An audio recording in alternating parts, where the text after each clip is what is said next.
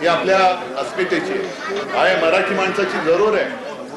कारण मराठी माणसाला ही मुंबई अदानीला जसे आंदण देतात तशी आंदण नाही मिळालेली, मराठी माणसाने लढून मिळवलेली आहे, रक्त सांडून मिळवलेली आहे.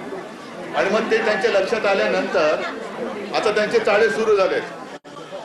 मग हिंदू मुस्लिम करणार, मराठी अमराठी करणार. इकडे सुद्धा मराठी लोक असतील, आहेत का रे?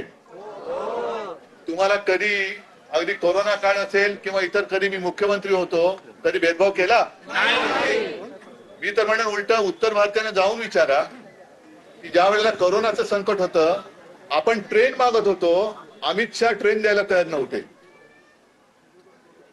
हे काही लोकांना कळत नाहीये.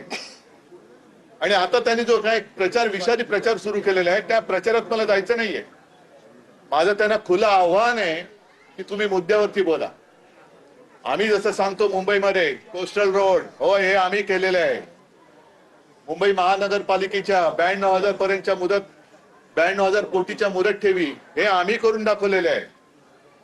कशाला? अगदी मुख्यमंत्री असताना मेट्रो 2चं लोकार्पण सुद्धा मीच केलेलं आहे.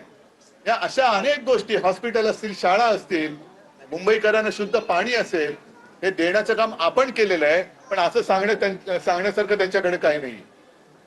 आणि म्हणून आणखीन एक आव्हान मी भाजपला देतोय की तुमची जिथे राज्य आहे म्हणजे अहमदाबाद असेल किंवा आणखीन कुठे असेल, तुमच्या महापालिकेतली तुमची सत्ता आणि तुम्ही तिकडे काढलेलं दिवाळं आणि त्याच्यासमोर माझ्या मुंबईने केलेली प्रगती ही तराजूमध्ये टाका आणि हिंमत असेल तर जनतेसमोर जा. मोदी आले झाले आता त्याला 10-12 वर्ष झाली. 100 स्मार्ट सिटी करणार होते, एक तरी स्मार्ट सिटी केल्याचं ऐकूयात आहे काय? 2 कोटी लोकांना दरवर्षी रोजगार देणार होते, दिला? आणि आपण केलेली कामं ते चोरतायत. म्हणजे एवढा निगरगट्ट कोडगेपणा, निर्लज्जपणा हा राजकारणामध्ये महाराष्ट्राच्या खास करून कधी पाहिलेला नव्हता. तुम्ही पाहिलं होतं? बाकीच्या गोष्टी तर सोडा, पण रिगलच्या इकडे आपण शिवसेना प्रमुखांचा पुतळा उभा केलाय, पाहिलाय तुम्ही? हा पुतळा हा आपण उभा केलेला आहे. ती जागा आपण निवडली, त्या पुतळ्याचा खर्च आपण केला. आणि विशेष म्हणजे त्या पुतळ्यावरती 2-2.5 वर्षाचे काम चाललं होतं, ते माझ्या देखरेखीखाली चाललं होतं. आता मिंदेने लावलंय, हे आम्ही केलं. अरे तुम्ही चोरी केली ते सांगा ना, ही चोरी आम्ही केली. चोर ते चोर, वर शिरजोर. अच्छा, या चोरांच्या हातामध्ये मुंबई जाऊ द्यायची?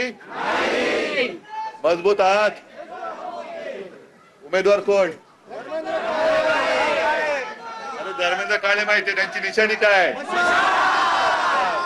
मी इथल्या सर्वांना म्हणजे शिवसैनिक तर आहेत, पण महाराष्ट्र नवनिर्माण सेना सोबत आहे, पवार साहेबांची राष्ट्रवादी सोबत आहे.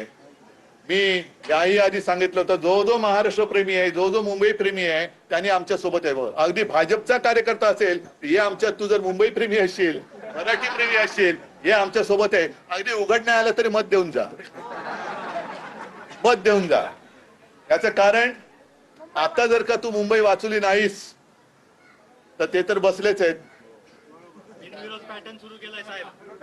बरोबर ना, लुटायला बसलेच आहेत. म्हणजे आपण मुंबई आपल्याला विकास करण्यासाठी पाहिजे आणि मुंबई त्यांना लुटायला पाहिजे.